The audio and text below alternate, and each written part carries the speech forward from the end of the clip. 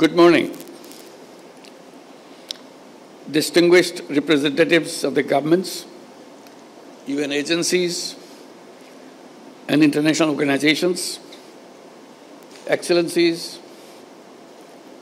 friends from the media, my dear Rohingya brothers and sisters, and ladies and gentlemen, Assalamu alaikum. I am happy to speak at this very important stakeholders dialogue in Cox's Bazar today. I would like to thank all of you for your presence and participation, active participation in this very important dialogue. I come here at a very important moment in our political history. 1 year back, we have gone through a killing spree and followed by student uprising, student-led uprising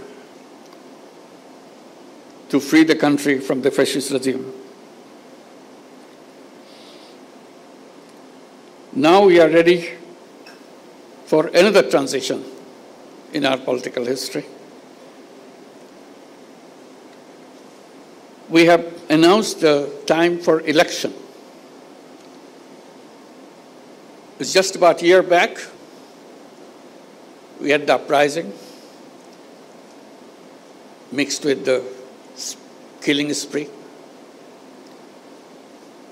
And the country has come to this stable enough and ready to have the election.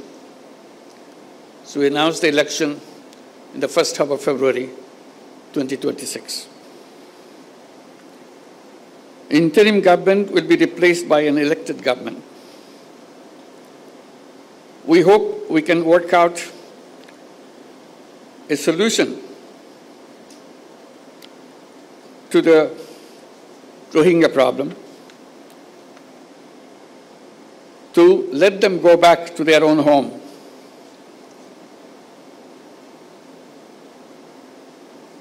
As a part of this transition process that we are going through,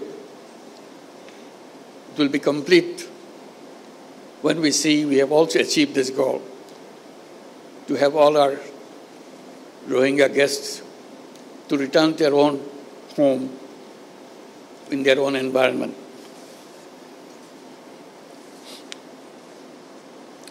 On the 8th Rohingya Genocide Remembrance Day, with a heavy heart, I draw your attention to the forced displacement of Rohingyas and their exodus to Bangladesh from Myanmar. In a spate of only few weeks, in August 2017, around 800,000 Rohingyas crossed into Bangladesh. They came to Bangladesh to save their lives. Unfortunately, the barbaric attack and persecution still persists. Hence, we see fresh arrivals at our doorsteps every day.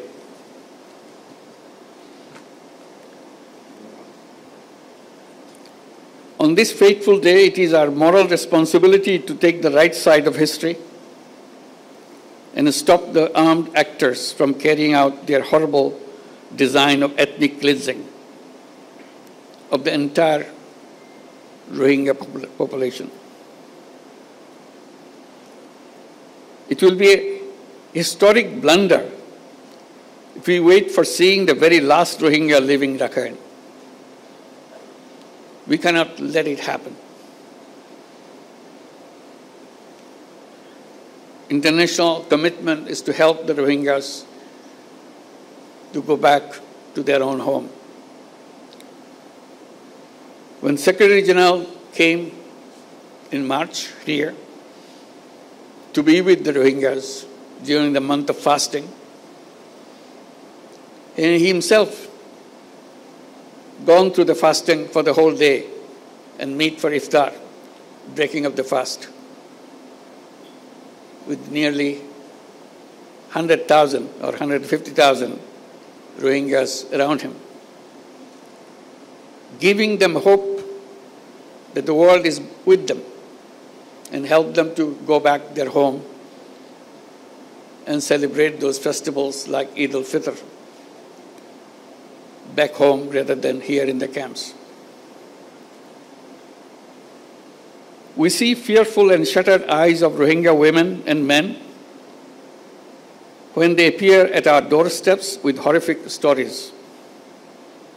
The stories include, among others, systematic persecution, denial of nationality, forced deportation, mass killing, rape, inhuman torture, destruction of their properties in arson, and so on and so on. That is why in 2017, and even before that, Bangladesh opened its border to the Rohingya in a humanitarian gesture to save their lives despite resource and capacity constraints. This manifests our empathy and compassion towards fellow human beings during their gravest humanitarian crisis. We don't afford anymore to stand silent at the protracted situation of the Rohingyas. Hence, we urge upon the international community to undertake collective efforts to stop the Myanmar junta and the Arakan army from unleashing violence against Rohingya. Effective role of the international community is much more needed than ever before. Excellencies and distinguished guests, I acknowledge the continued support, assistance, and solidarity of the donors, our partners, UN agencies, international organizations, and friends across the globe to the Rohingyas sheltered in Bangladesh. We greatly value your compassion and continued partnership for the Rohingyas. Your continued support will remain pivotal and exigent until they return home. Bangladesh now hosts 1.3 million forcibly displaced Rohingyas from Myanmar. That makes Cox's Bazar the largest refugee camp in the world. In addition, around 32,000 new babies are born each year in these camps.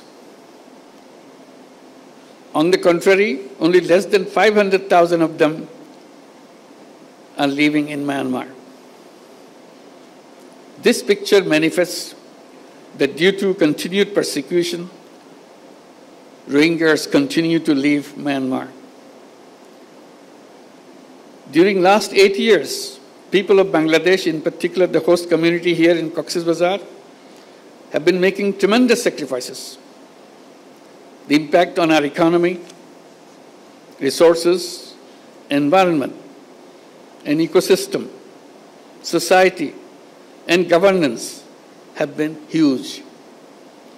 I thank our host community and the people of Bangladesh for their wholehearted support and enormous sacrifices for the Rohingyas.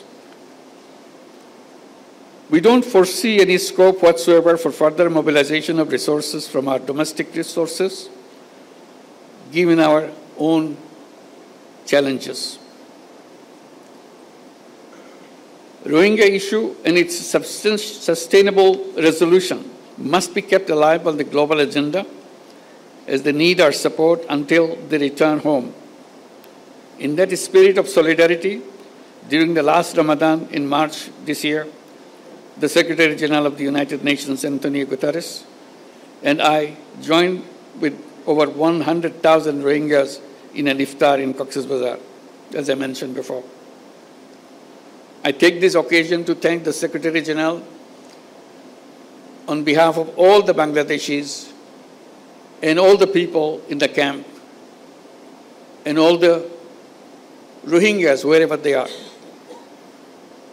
That was a wonderful gesture he did and uplifted the morale of all the people in Bangladesh and the Rohingyas particularly around the world. You may recall that last year in the United Nations General Assembly, I made a 3-point proposition to address the Rohingya crisis. In recognition of my call, the high-level conference was envisaged for this year's General Assembly. I hope that this dialogue here in Cox's Bazar will contribute substantively to the conference in New York in shaping the roadmap for an expedited and permanent solution of the Rohingya crisis. My Rohingya brothers and sisters, Bangladesh supports and is working relentlessly for a sustainable solution to your crisis. This dialogue is aimed at amplifying your voice in rolling out a roadmap towards early, voluntary, and sustainable return to your homeland. Distinguished participants, it is not only the responsibility of Bangladesh, but also of the international community to share the burden of the Rohingya crisis, to reflect on the possible solutions, and to play an active role in implementing them.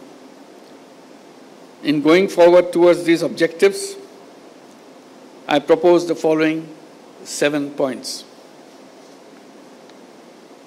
First point, umbilical relationship of Rohingyas with their homeland cannot be severed. So their right to return to their own home and homeland has to be secured.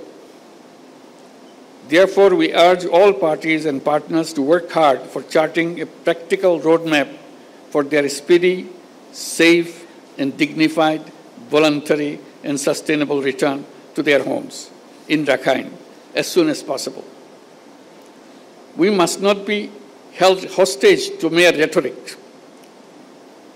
The time is for action right now.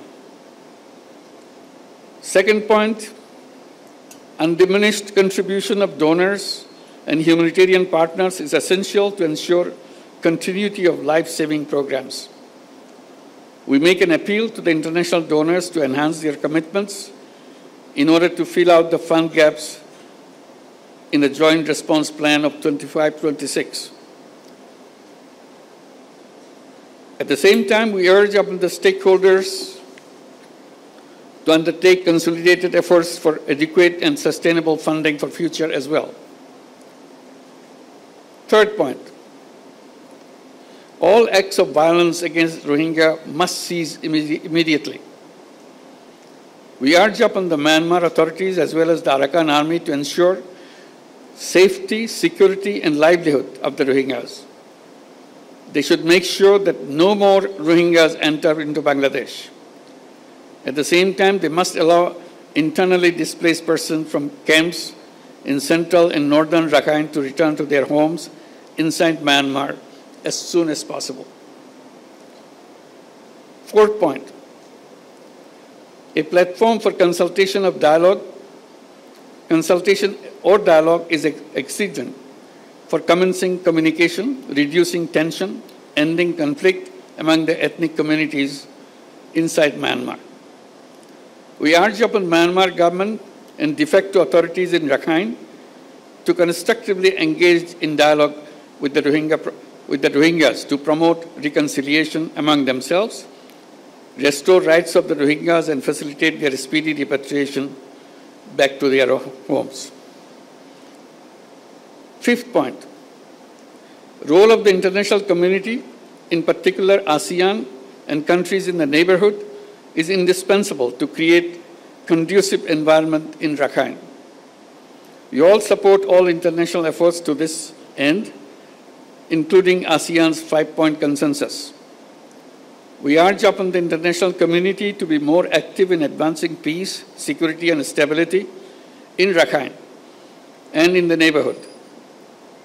We need to address and combat transboundary organized crimes, including human and drug trafficking, smuggling of small arms, and criminal activities that impact peace, security, and stability. Sixth point, regional and international stakeholders must continue to stand resolutely against the heinous crime of ethnic cleansing. Towards that, we urge upon all to calibrate their relationship with Myanmar and Arakan Army and all parties to the conflict in order to promote an early resolution of the protective crisis. Seventh and the final point, we urge upon the international community to add dynamism to the ongoing international accountability processes at the International Court of Justice, International Criminal Court, and elsewhere. We urge upon them to implement the provisional measures decided by ICJ, ensure justice and accountability, and put an end to the genocide and crimes against humanity.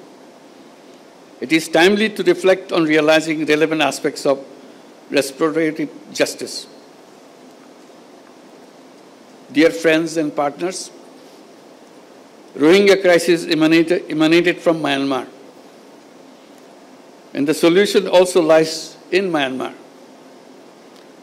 All parties must act to end the crisis with greater resolve without any further delay.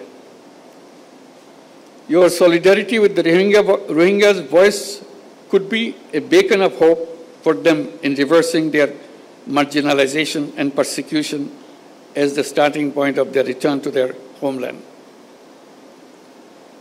Let us all join our hands and pronounce our determination to contribute to the dignified return of the Rohingyas, ensuring justice and accountability. I thank you all. Assalamu alaikum.